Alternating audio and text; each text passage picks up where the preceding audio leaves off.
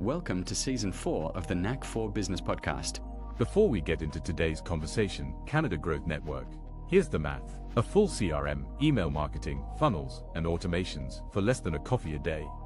That's $47 a month Canadian with a $1 trial to start. If you're building a business and still duct taping tools together, check the link in the show notes. It really is a privilege to be speaking to the Canada Growth Network. I really appreciate that opportunity. So, of course, we're going to be talking a little bit about why growing businesses become harder to run. But, this is going to be a talk. It's not a presentation, but it helps to have something to guide the conversation so that we don't take a trip off into different directions. But the reality is that what I'm going to endeavor to do today is challenge the way you think. So let's start here. What has become harder for you to manage as your business has grown? Since your business has grown, what has become harder to manage? So generally speaking, when I talk to my clients, they talk about things like time or being free to do other things. Cash flow definitely is that, margins. And it's interesting how sometimes it may seem like it's one thing, but it may be a combination of several things. The reality is that when businesses become harder to run, that happens usually before the profitability starts to decline. You start to feel it. And as I will say to anyone that I'm talking to, when they start to talk about things like, I just don't seem to have enough time, things feel tight, they're already losing their predictable performance, because growth it creates more customers. Most of the time, that's what we want. Growth will create more decisions that you have to make, and then growth will create more moving parts. And guess what? As someone has said, if you don't necessarily have the systems or processes in place, they actually do compound and makes life quite a challenge. But growth doesn't create those problems. What happens is growth reveals them. And this is something that we can get confused about. Because I think all of us want business to grow. And, we talk about sometimes having a block. You're afraid of success because you think that it's going to get harder. But no, what happens is all along there are things that's in practice, ways of doing things, ways of thinking that actually are already existing. And quite frankly, they're just existing, living unchecked. And ultimately, when you get more business, then it starts to show up, because what isn't corrected, what isn't challenged, persists. So what's some early warning signs that, long before numbers started to move, profitability, margins drop, sometimes it shows up with factors like people not showing up for work.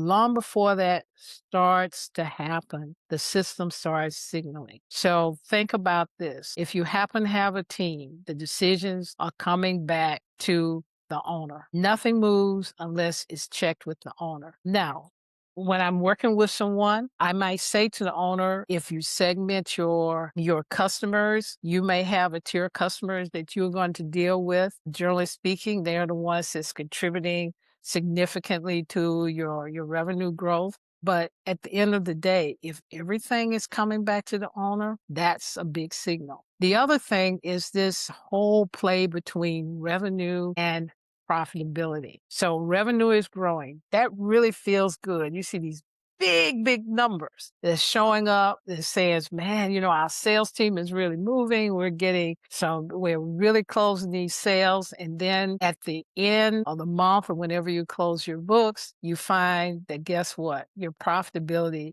is a shade of what you thought was going to happen. The other thing is everyone is busy, yet nothing seems to get done. And that is probably worse than anything, because you can really burn out a team. You can burn yourself out because you don't see any ROI on your efforts. Teams fix today and creates tomorrow's problems. Now, this can be very subtle, because sometimes what happens is is when you have really good people in your organization, there can be challenges in the operation and they solve for those problems. They solve for them. We get used to them, but tomorrow it becomes a problem because what happens is you don't have one operating system. You have an operating system for every brilliant person that has an idea of how to work around and get things done. Now, that can be kind of like, if you want to have an entrepreneurial spirit in your business, that's fantastic. You want people to bring that kind of creativity. But by the same token, you will want to avoid having 10 or 15 different ways of doing things that really can affect the outcome, the results that you bring to your customers, the level of the customer experience they get, the quality of the products you produce, and ultimately how quickly you get the right things done in your business. And then small interruptions. I mean, really small things. And you find yourself asking, why is it? Why is it this keeps coming? And so why can't someone else? I think someone else has the capacity to deal with this. Why isn't that happening? And the problem is that they're not isolated. They come. And over time, what happens is you start to see them as signals, and it becomes a pattern in the business that we need to observe. So ideally, one business moving in one direction is really, really focused on different areas of responsibility. So you see here where you're talking about customers are one, value is delivered to the customer, you generate profit, people get led, and the work is organized. And as the business grows, what happens is these areas start to affect each other more and more. Now, as a solo entrepreneur, you might be able to move kind of seamlessly through these. But as the business grows and you start realizing you need different resources, other resources, and different parts that's involved in these activities, start to thinking about what they need to do in order to deliver these areas of responsibilities, then they start to collide. So predictable performance comes from aligning these parts towards one business outcome. It's not growth. It's what growth reveals in your existing system. So I call those 5 areas capabilities that exist in one business, and it's very active. And when you see these, it's 5 boxes, but it's everything that goes in each one of those circles. When customers, you're talking about things like the customer journey, you may have the marketing, what you're doing, might be the sales, but all of that is happening depending upon your business model, and they're operating on an objective. By the same token, you have delivering value. What does that mean? If you're manufacturing, you know what that means. High quality products on time, throughput is smooth. You make a commitment to a customer and that product is sitting on their docks when they want it. Organizing work. If you have a manufacturing operation, is it a line manufacturing setup, or is it some other design? Or if you're doing I have another service-based industry, how is that work organized to be sure you achieve the objective, the desired outcome for your customer? In the meantime, that the way you work is consistent and clear, so it doesn't become a new experience every time you get a new client. And of course, you're leading people, and leading people is certainly more than simply saying you go do. If you really want to have an organization that is functioning well together, this leadership component can be huge. It's the decisions you make, it's how you engage people around the work that needs to happen. It's your ability to listen to them and to unleash their power, and that power, their ability to think and to be creative and do it in such a way that they get to bring the best to the table in a process that really supports the business objective. And ultimately, that all ends up in generating greater profits. So these are the 5 capabilities that I deal with on an ongoing basis with my clients. So let's talk about, I think the best way to talk about how my business shows up and how it supports small business is to talk through some examples. And so what I'm going to share with you now is 2 examples that I think really represent the heart of the challenges that we've been talking about. So some of you probably have heard me talk about the woman who came up one day and said, look, I made $1 million and I only kept $25,000 in profits. And that's a true story. I had gone to an event, a speaking event, and I'd been on stage, and after we came off, we had wrapped up, and I was in the lobby talking to some people, and I heard these footfalls coming up really, really fast. And so I turned around, and there in front of me was a woman who said, I really, really had to talk to you. You know, after I heard you on stage, listen, I need to have more customers. I need to close more sales. And if you can't do that for me, it's no need of me talking. I said, well, tell me more. And that's when she said, you know, I made $1 million last year and I only took on $25,000. And I said, ooh, well, that was a big change. And so I asked her a couple of questions, and we ended ultimately spending some time together to kind of work through what was happening. Now, there were several things that was going on in her business, but for the purpose of this conversation, I want to narrow it down. It was a translation company. It's a services company. She had 4 people working in the business, herself and 3 other people. One was an administrative, and then she had 2 translators. And so they had a very brisk business here in Switzerland in the area. You know, with the NGO community, there's a lot of work that happens in that space as they actually do translations to deliver training or other activities that they have to deploy to, you know, different countries in the missions of some of these NGOs. There is quite a collection of multinationals here. And if anyone in the US, for example, is preparing information that needs to go out to their global community and it comes here to Switzerland and they do it in French, actually that has to be given to a local translator to make sure that the translation that has been used really serves that local workforce. It has to be in the local language, and it does not translate point by point. And I've seen that happen time and time again, and it really erodes the employee engagement and the understanding of the local team when things just are not communicated in a way that really fits with their culture and their understanding. So this was not a small operation for 4 people. So they were quite busy. But the challenge was that despite how much they were bringing in, revenue was not becoming profit. That it was a huge drop that you can see just, you know, without any knowledge. And the answer wasn't growth. It really was not getting more customers. Not to say more customers would not have been wonderful, but for this particular situation, it was really not what was happening. What really was happening is there was a lack of commercial operating discipline. And what I mean by that is the realized value of the work just didn't happen. So, for example, new customer come in, because there was no standard approach in the way they intook customers, the way they set up their offers and how they approach their individual offers, their pricing strategy.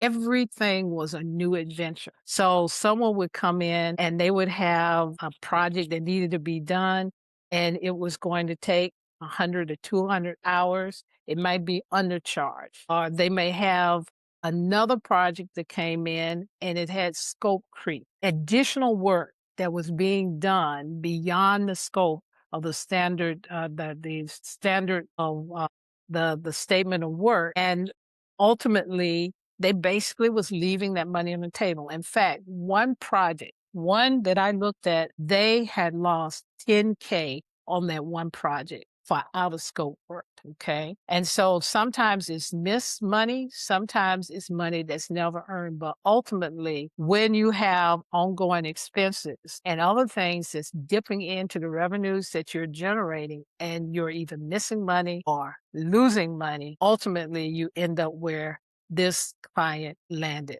The ultimate result, and once we got in and we created some commercial discipline, one, we also worked on how she paid her team, because she was asking people, what do you want? So someone would come in, I want X. Someone else would come in and say, I want X. And so actually, even in paying her team, there were big discrepancies that were not aligned to the market. We had to bring discipline even in that area. And also to help that owner to understand that operational discipline needed to come from her and from her leadership. So there was even some mindset work. Ultimately, with the changes that we made with her, we came up with on the average between $5,000 and $7,000 per engagement, improved performance from a income, from a revenue generation perspective, which ultimately dropped to the bottom line. Now, in terms of how she was paying the people, that was actually addressed over time, because once you give money, once you pay people money, you generally don't take that money back. It becomes a fixed cost for your business. So as people left the organization, then she normalized the compensation so that it was more in line with the market. So I made $1 million and took home $25,000, gradually changed. We found about 50K in the first 6 months. And the last conversation I've had, because, once you're my customer, you're always my customer. The last conversation, when I spoke to her, she says, thank God I found you. So that was pay enough. Now, the next example is I want the business to run without me. So this owner, actually, he had inherited his business. His father started the business, and he inherited after his father's death. He continued to run it, and he had actually grown it to a $5 million revenue business. And he had 20 employees, and he had actually built culture around care, not a real hierarchical type leader. He liked the way they solved problems as a team. Something would come up. He just meet with the team and says, I've got this problem. How are we going to solve it? But there was some challenges with that approach because that business was very owner dependent. And when I say owner dependent, what I mean is this. When he left, important things didn't get done, sometimes for 2 or 3 weeks at a time. The other thing that happened is there was a lot living in his brain cells. So he would come in and he would look on a shelf out in the shop and he would see that there would be a component or a piece of equipment or something, and he would see it out on the shop floor. But he knew he had that same component or equipment somewhere, usually in his garage at his home. And he would look and he would see it on the shelf and he said, what is that doing there? And so one employee said, well, we needed it. So we just went over to the do-it-yourself store and we picked it up. And so that was a duplicate purchase of something that was already there, that was somewhere that the owner happened to know it was. The other thing is that sometimes he would kind of noodle things. So in this business, he had these 20 employees and people were being compensated based upon their ability to negotiate. And he had one person who had negotiated the highest salary in the place because he did a lot. That was his logic. He did a lot. And one day he was observed for over 3 hours to be on his smartphone scrolling. He was observed on the camera. Okay. And so when he was approached by the office manager about a special program that needed to be done, the first thing the young man said was, well, we're going to need overtime to do that. It's going to require a lot of overtime. But because she had observed him scrolling on his smartphone, by the way, over multiple days, it was something like a whole work day, she was able to say, well, no, I think you have the time and let's arrange your work schedule accordingly. So it was those kinds of things. And the owner, nothing was necessarily happening because people were relying on the owner to show up and make these decisions. Now, one of the things that was a big breakthrough was that we protected a little over 1,000 a day in a revenue stream. So part of the process, part of the work that I did with them, besides some other things around structure and organization and right roles and responsibilities in place is I went through every revenue stream to understand its margins and performance. And they had one revenue stream that seemed like it actually produced about 40% of the revenue, very high revenue, but it also had a huge concentration of labor. In fact, almost 2/3 of the labor was in that one operation. That presented one opportunity.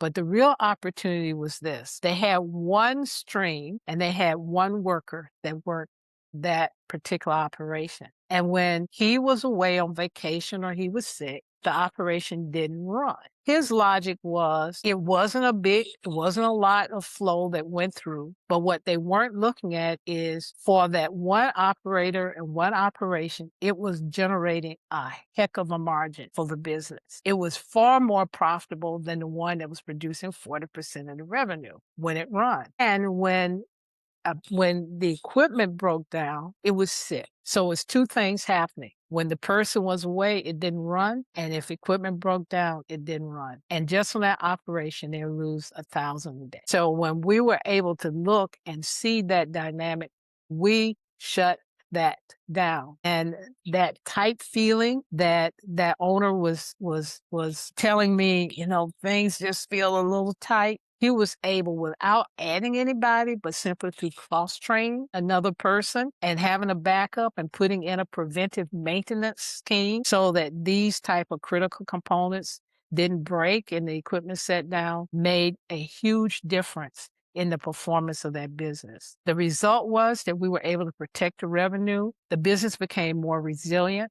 And what was so good is this owner actually took that analysis and he took it to the team and he showed them how their particular contribution in those revenue streams would make a difference for the business, for the growth and the stability. And one day the owner, when we were doing our regular follow-up, we had a conversation and he said, you know what? I've been away 2 weeks. He says, when I come back, everybody's working. He said, I don't know whether I like that because he was so used to being the center of attention.